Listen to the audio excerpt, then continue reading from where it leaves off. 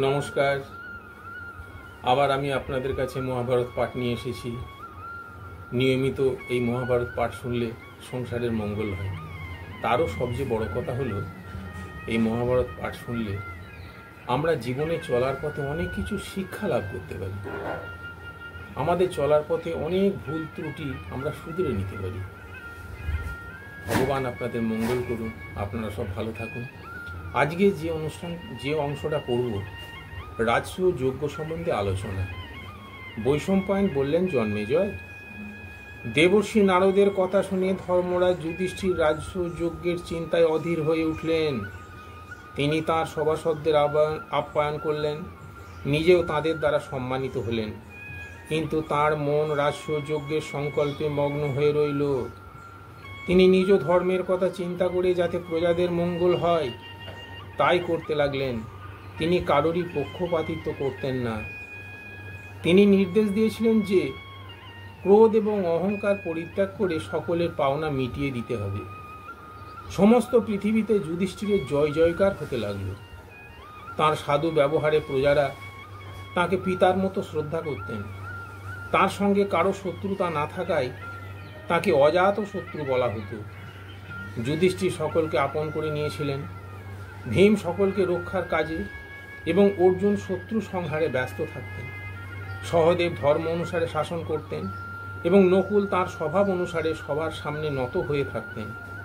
প্রজাদের মধ্যে ঝগড়া বিবাদ, ধর্ম অধর্ম বলে কিছু ছিল না। সকলেই নিজ নিজ কর্তব্য পালন করত।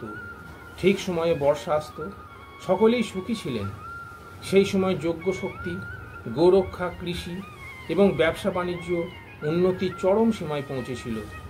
প্রজারা কর বকেয়া রাখত না, কর বাড়ানো হতো না, কর আদায়ের জন্য কাউকে পীড়ন করা হতো না, রোগ বা অগ্নিভয় ছিল না। ডাকাত, ঠগ, প্রতারকরা কোনোভাবেই প্রজার উপর অত্যাচার করতে পারত না। দেশের সব সামন্তগণ বিভিন্ন দেশের ব্যবসায়ীদের সঙ্গে এসে ধর্মরাজের করদান সেবা এবং অন্যান্য সহযোগিতা করতেন। ধর্মাত্মা যুধিষ্ঠির যে রাজ্য অধিকার করতেন সেখানকার ব্রাহ্মণ এবং সমস্ত প্রজারা তাকে ভালোবাসতেন, শ্রদ্ধা করতেন।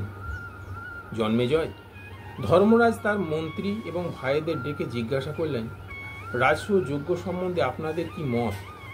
মন্ত্রীরা সকলেই একযোগে বললেন, রাজসূয় যজ্ঞের অভিষেকে রাজা সমস্ত পৃথিবীর একচ্ছত্র অধিপতি হয়ে যান। যেমন বরুণ জলের একচ্ছত্র অধিপতি, আপনি সম্রাট হবার যোগ্য। রাজসূয় যজ্ঞ করার এই সঠিক সময়। যিনি বলশালী তিনিই রাজসূয় যজ্ঞের অধিকারী। তাই আপনার অতি অবশ্য যজ্ঞ করা উচিত। এতে চিন্তা করার কোনো প্রয়োজন নেই। মন্ত্রীদের কথা শুনে ধর্মরাজ তাঁর ভাই ঋত্বিক, ধৌম এবং শ্রীকৃষ্ণ দ্বৈপায়ন ব্যাসের সঙ্গে আলোচনা করলেন। সকলেই তাকে পরামর্শ দিলেন যে আপনি রাজসূয়ের ন্যায় মহাযজ্ঞ করার সম্পূর্ণ যোগ্য। সকলের সম্মতি পেয়ে পরম বুদ্ধিমান ধর্মরাজ যুধিষ্ঠির সকলের কল্যাণের জন্যে মনে মনে চিন্তা করলেন। বুদ্ধিমান ব্যক্তির কর্তব্য হলো যে নিজের শক্তি সামর্থ্য, পরিস্থিতি, আয় ব্যয় সমস্ত ভালোভাবে বিচার বিবেচনা করে তবেই কিছু স্থির করা। এরূপ করলে কোনো বিপদের সম্ভাবনা থাকে না। কেবলমাত্র আমার একার সিদ্ধান্তে যোগ্য হয় না, এই কথা ভেবে যজ্ঞের জন্য চেষ্টা করা উচিত। এইভাবে মনে মনে চিন্তা করতে করতে ধর্মরাজ যুধিষ্ঠির এই সিদ্ধান্তে পৌঁছালেন যে ভক্তবৎসল ভগবান শ্রীকৃষ্ণই এর সঠিক পরামর্শ দিতে সক্ষম। তিনি জগতের সমস্ত লোকেদের মধ্যে শ্রেষ্ঠ। তাঁর স্বরূপ এবং জ্ঞান অগাধ, শক্তির তুলনা নেই। তিনি অজ হয়েও জগতের কল্যাণের এবং লীলা মাহাত্ম্য প্রচারের জন্য জন্মগ্রহণ করেছেন। তিনি সব কিছু জানেন এবং সব কিছু করতে সক্ষম। ভার যত বড়ই হোক না কেন তিনি তা বহন করতে সক্ষম। এসব ভেবে যুধিষ্ঠির মনে মনে ভগবানের শরণ গ্রহণ করলেন এবং তার সিদ্ধান্ত জেনে তা পালনে দৃঢ় প্রতিজ্ঞ হলেন। তারপর ধর্মরাজ তিলক শিরোমণি ভগবান শ্রীকৃষ্ণকে আনবার জন্য অত্যন্ত সম্মানের সঙ্গে দূত প্রেরণ করলেন। দ্রুতগামী রথে করে দ্বারকাতে ভগবান শ্রীকৃষ্ণের কাছে পৌঁছালেন। ভগবান শ্রীকৃষ্ণ দূতের সঙ্গে কথাবার্তা বলে নিশ্চিত হলেন যে ধর্মরাজ যুধিষ্ঠির আমার সঙ্গে সাক্ষাৎ করতে চান, সুতরাং তার সঙ্গে আমার স্বয়ং দেখা করা উচিত। তিনি তখনই ইন্দ্রসেন দূতের সঙ্গে ইন্দ্রপ্রস্থের দিকে যাত্রা করলেন। ভগবান শ্রীকৃষ্ণ সেখানে শীঘ্রই পৌঁছাতে চাইছিলেন। তাই দ্রুতগামী রথে চড়ে নানা দেশ পার হয়ে ইন্দ্রপ্রস্থে ধর্মরাজের কাছে উপস্থিত হলেন।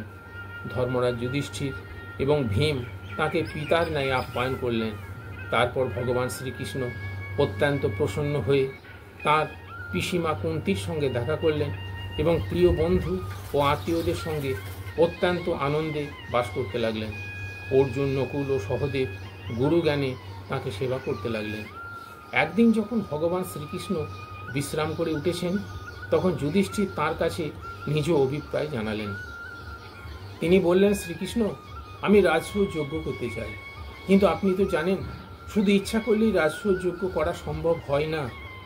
যিনি সব কিছু করতে সক্ষম, যাকে সর্বত্র পূজা করা হয়, যিনি সর্বেশ্বর, তিনিই রাজসূয় যজ্ঞ করতে পারেন।